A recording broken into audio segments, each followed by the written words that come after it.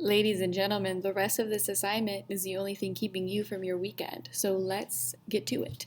You should have already done your Edpuzzle. We do a fun little lab simulation, so if you didn't do it, go back and do it, please. Okay, so what are we doing? On the Show What You Know, it's just asking you a couple of basic questions relating to genetic variation or genetic diversity and natural selection. Use your notes from yesterday to help you. If you didn't do yesterday's work, oh my gosh, stop what you're doing, go back and do it, because everything you did in your notes is going to help you answer these questions. And then if you scroll down, you've got a little bit of a distractor analysis. Sorry. It's only 2 questions, so it shouldn't be anything too crazy. And honestly, I'm feeling very giving on this Friday. I'm going to walk us through half of this first question. I know, I'm so nice. Okay, so what does this question say? The graph shows the changes in beak size of a finch, and this finch feeds or eats seeds. So here we have the graph. This is what the finch looks like. It shows its beak depth, which just is depth just means how deep is it or how big. So this shows the change of the beak depth or how large the beak is over time. So a long period of time. We've got a couple of years here. So, which historical finding by Charles Darwin, remember he's the one who went to the Galapagos Islands and studied all of those finches, what historical finding by him can be supported by the data shown in the graph? So, you want to take a look at this graph and see which one of these statements is true because of the graph. Okay, so let's go through this, shall we?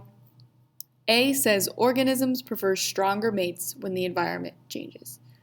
Okay, so this graph shows that there are different times throughout these years when the environment does change. So in 1977, the year was super, super dry, and for some reason, the beak depth or how big the beaks were kind of went up.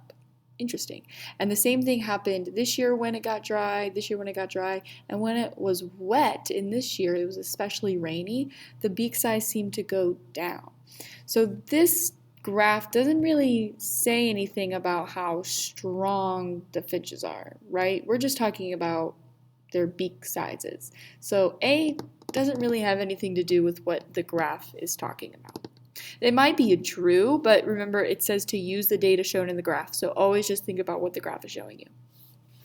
B says organisms produce more offspring when there is a change in the environment. Again, that doesn't really show what the graph is talking about. The graph is just talking about the average beak size of the finches in that population. It says nothing about how many finches are actually being produced or how many more offspring are happening when the environment changes. So it's not going to be B either.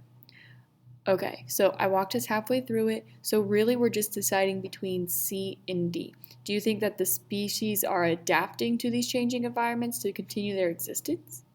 Or do you think the species is changing their feeding preferences when there is a change in the environment? Which one do you think it is?